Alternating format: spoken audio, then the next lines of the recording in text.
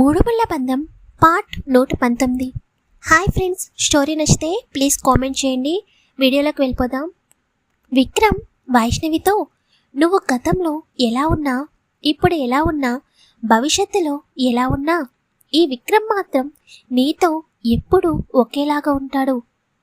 నువ్వు నీ గతం గురించి చెబితే తర్వాత నేను నీకు ఒక ముఖ్యమైన విషయం చెబుతాను.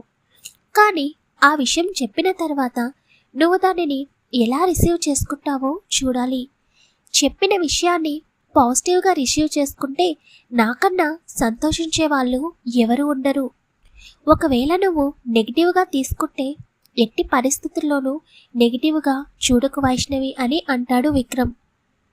వైష్ణవికి అర్థం కాక ఏ విషయం గురించి మాట్లాడుతున్నారు విక్రమ్ గారు, అంత ఇంపార్టెంట్ విషయం ఏంటి, నేనెందుకు నెగిటివ్గా తీసుకుంటాను అని అడుగుతుంది. నాకు ఒక మాట చెప్పు, నేను నీకు చెప్పిన తర్వాత నువ్వు నాకు దూరం అవ్వకూడదు అని అంటాడు విక్రమ్.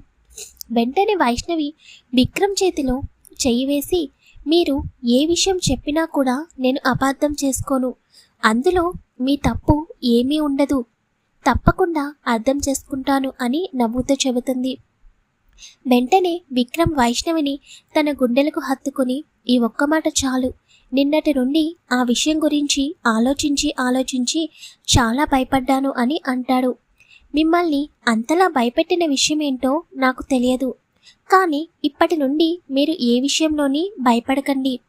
అసలు మీరు ఆఫీస్లో ఎలా ఉంటారో తెలుసా, ఆఫీస్లో చూసిన దానికి నా దగ్గర ఉన్నదానికి కొంచెం కూడా పొంతన ఉండదు అని అంటుంది. విక్రమ్, నేను బయట వాళ్ళ దగ్గర మాత్రమే సీరియస్గా ఉంటాను, నీ దగ్గర మాత్రం నేను నాకులాగా మాత్రమే ఉంటాను అని అంటాడు. వైష్ణవి అలాగే విక్రమ్ గుండెలపై పడుకుని ఉంటుంది.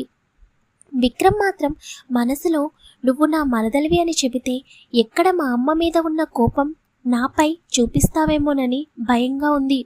అత్త ఇంట్లో నుండి వెళ్ళిపోవడానికి కారణం మా అమ్మ.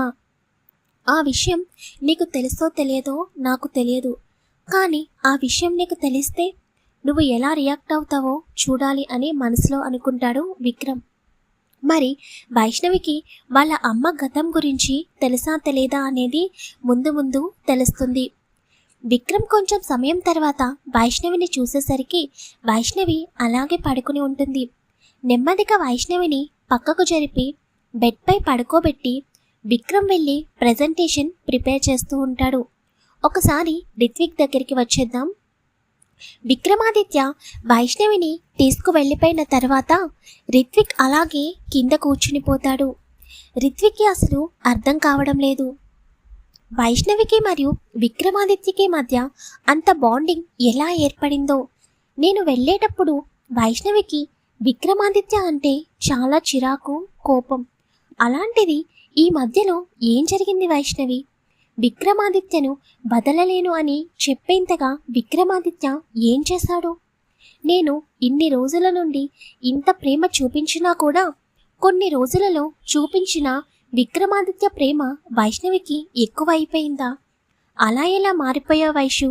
నిన్ను ఎంతలా ప్రేమించాను, ఎంతలా నీకు కష్టం రాకుండా చూసుకున్నాను, కానీ నువ్వు నన్ను కాదని ఆ విక్రమాదిత్యని పెళ్లి చేసుకుంటాను అని అంటున్నావు. దీనికిప్పుడు నేను ఏం చేయాలి?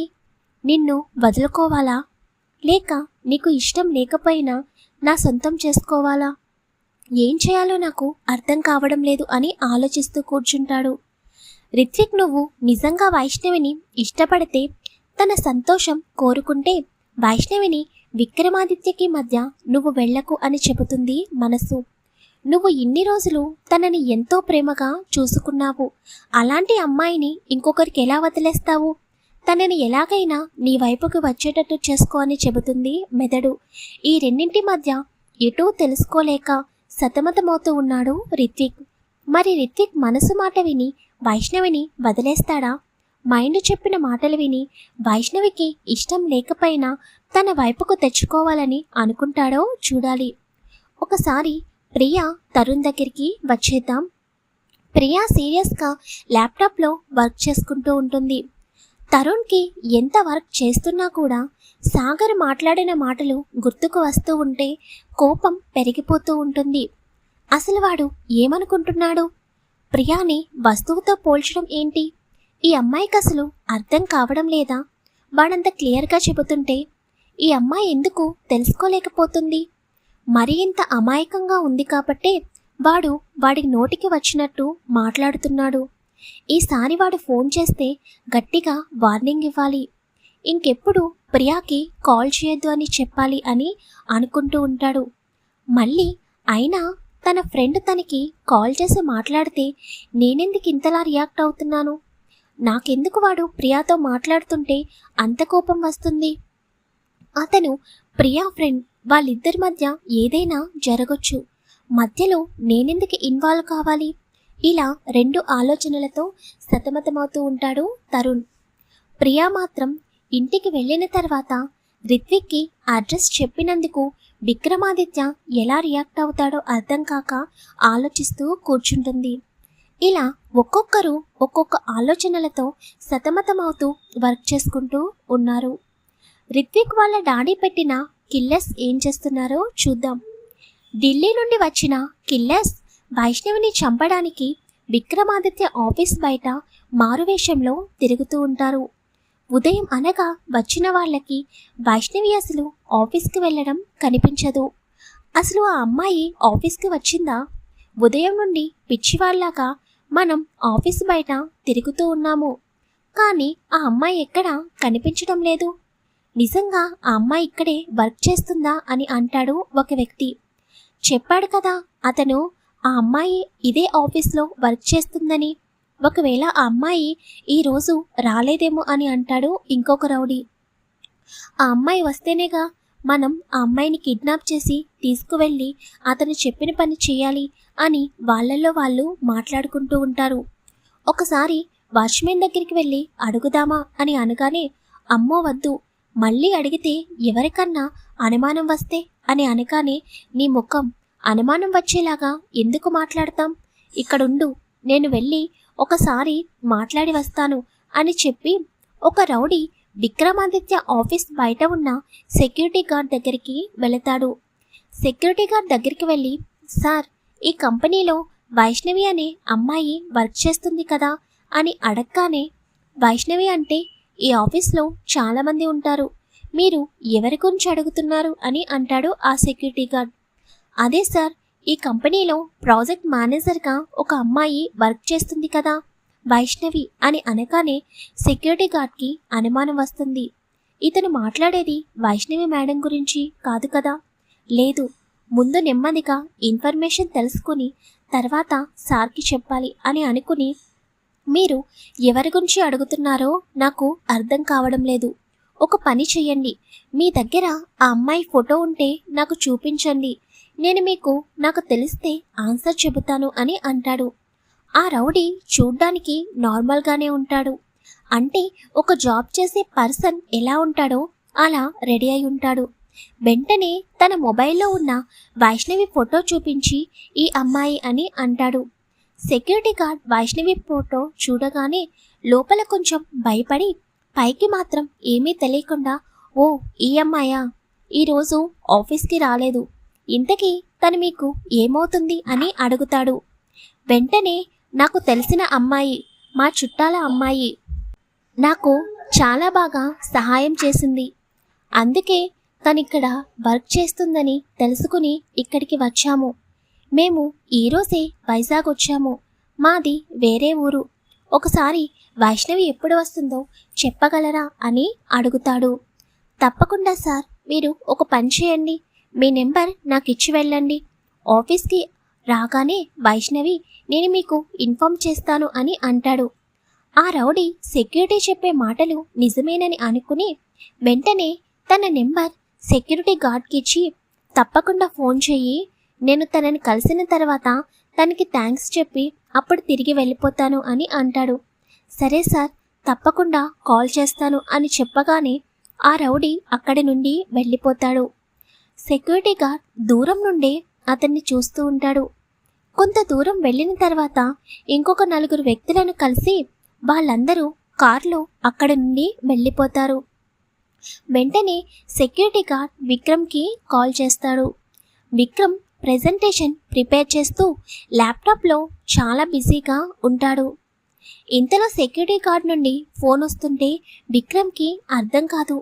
సెక్యూరిటీ గార్డ్కి నాతో పనేంటి, ఈ టైంలో కాల్ చేస్తున్నాడు అని అనుకుని ఫోన్ అటెండ్ చేసి చెప్పు అని అంటాడు. అతను విక్రమ్కి కొంచెం భయపడుతూ, సార్ మీతో కొంచెం ఒక విషయం మాట్లాడాలి అని తడబడుతూ చెబుతాడు. ముందు నువ్వు కంగారు పడడం ఆపి విషయం చెప్పు, నాకు చాలా ఇంపార్టెంట్ వర్క్ ఉంది అని విక్రమ్ అంటాడు. సార్ అది ఇందాక వైష్ణవి మేడం గురించి ఎవరో వచ్చి ఇన్ఫర్మేషన్ అడిగి వెళ్ళారు అని అనగానే విక్రమ్ ఒక్కసారిగా నుంచుని ఎవరు అని గట్టిగా అడుగుతాడు. తెలియదు సార్, వైష్ణవి మేడం ఆఫీస్కి వచ్చిందా అని అడిగారు. నేను వాళ్ళ దగ్గర నుండి ఇన్ఫర్మేషన్ రాబట్టాలని కావాలని వైష్ణవి అనే పేరు గల వ్యక్తులు చాలామంది ఆఫీస్లో ఉన్నారని చెప్పాను. వాళ్ళు వైష్ణవి మేడం ఫోటో తమ మొబైల్లో చూపించి ఆ అమ్మాయి వచ్చిందా అని అడిగారు. అప్పుడు నాకు అర్థమైంది వాళ్ళు మేడం గురించి అడుగుతున్నారని. అందుకే వాళ్ళ నెంబర్ తీసుకున్నాను అని చెప్పగానే విక్రమ్ ఆ నెంబర్ నాకు ఫార్వర్డ్ చేయి, అలాగే ఇంకేం తెలిసింది నీకు అని అంటాడు. వైష్ణవి మేడం వాళ్ళకేదో హెల్ప్ చేశారంట, అలాగే వాళ్ళ చుట్టాల అమ్మాయి అని కూడా చెప్పారు. అందుకని అతను మేడంకి థ్యాంక్స్ చెప్పడానికి వచ్చాను అని చెప్పాడు. మేడం ఇక్కడే జాబ్ చేస్తున్నారని తెలుసుకుని మేడంని కలవడానికి వచ్చాను అని, ఆఫీస్కి వస్తే తనకి ఇన్ఫార్మ్ చేయమని చెప్పారు అని అనగానే విక్రమ్కి బాగా కోపం వస్తుంది. ఎందుకంటే వైష్ణవికి తెలిసిన వాళ్ళు ఎవరూ లేరు. తనకి రిలేటివ్స్ ఉన్నారు అంటే అది విక్రమ్ వాళ్ళు మాత్రమే. ఖచ్చితంగా వైష్ణవికి హాని చేయాలని ఎవరో ఆఫీస్కి వచ్చారని తెలుస్తుంటే సరే వాడు ఎలా ఉన్నాడు అని అడుగుతాడు విక్రమ్. అతను మామూలుగా జాబ్ చేసే పర్సన్ లాగా ఉన్నాడు సార్ చూడ్డానికి, కానీ అతను మన ఆఫీస్ నుండి కొంచెం దూరం వెళ్ళిన తర్వాత అక్కడ ఇంకొక నలుగురు ఉన్నారు, మొత్తం 5 కలిసి కారెక్కి వెళ్ళిపోయారు అని చెప్పగానే విక్రమ్కి బాగా కోపం పెరిగిపోతుంది. వెంటనే సరే నేను చూసుకుంటాను అదంతా అని చెప్పి ఫోన్ కట్ చేసి తరుణ్కి కాల్ చేసి ఆఫీస్ బయట ఉన్న సీసీటీవీ ఫుటేజ్ చెక్ చేసి మార్నింగ్ నుండి ఎవరైనా అనుమానంగా కనిపిస్తే నాకు చెప్పు అని సీరియస్గా చెబుతాడు. విక్రమ్ అంత సీరియస్గా మాట్లాడేసరికి విషయం చాలా సీరియస్ అని అర్థమైన తరుణ్ వెంటనే సీసీటీవీ ఫుటేజ్ ఓపెన్ చేసి విక్రమాదిత్య ఆఫీస్ బయట ఉన్న లొకేషన్ మొత్తం చూస్తూ ఉంటాడు. మార్నింగ్ నుండి ఎవరో 5 మెంబర్స్ ఒకరి తర్వాత ఒకరు ఆఫీస్ ముందుకి రావడం, కొంత సమయం తర్వాత ఆ పర్సన్ వెళ్ళిపోయిన తర్వాత ఇంకొక పర్సన్ వచ్చి ఆఫీస్ బయట కొంత సమయం వెయిట్ చేయడం కనిపించగానే తరుణ్కి అనుమానం వస్తుంది. అలా ఒకరి తర్వాత ఒకరు చాలా సమయం వెయిట్ చేస్తూ మారుతూ ఉండడం చూసి తరుణ్ వెంటనే విక్రమ్కి కాల్ చేస్తాడు. విక్రమ్ ఫోన్ లిఫ్ట్ చేయగానే ఎవరైనా అనుమానంగా కనిపించారా అని అడగగానే అవును బావా, ఉదయం నుండి ఎవరో 5 మెంబర్స్ మన ఆఫీస్ ముందుకి రావడం, కొంత సమయం వెయిట్ చేయడం, ఆ వ్యక్తి వెళ్ళిపోయిన తర్వాత ఇంకొక వ్యక్తి రావడం, ఇలా 5 చేంజ్ అవుతూ ఆఫీస్ ముందు వెయిట్ చేస్తున్నారు అని చెబుతాడు. మరి విక్రమ్ ఏం చేయబోతున్నాడో మనం నెక్స్ట్ పార్ట్లో చూద్దాం. హాయ్ ఫ్రెండ్స్, స్టోరీ నచ్చితే ప్లీజ్ కామెంట్ చేయండి, వీడియోని తప్పకుండా లైక్ చేయండి, షేర్ చేయండి, ఛానల్ని సబ్స్క్రైబ్ చేసుకోండి.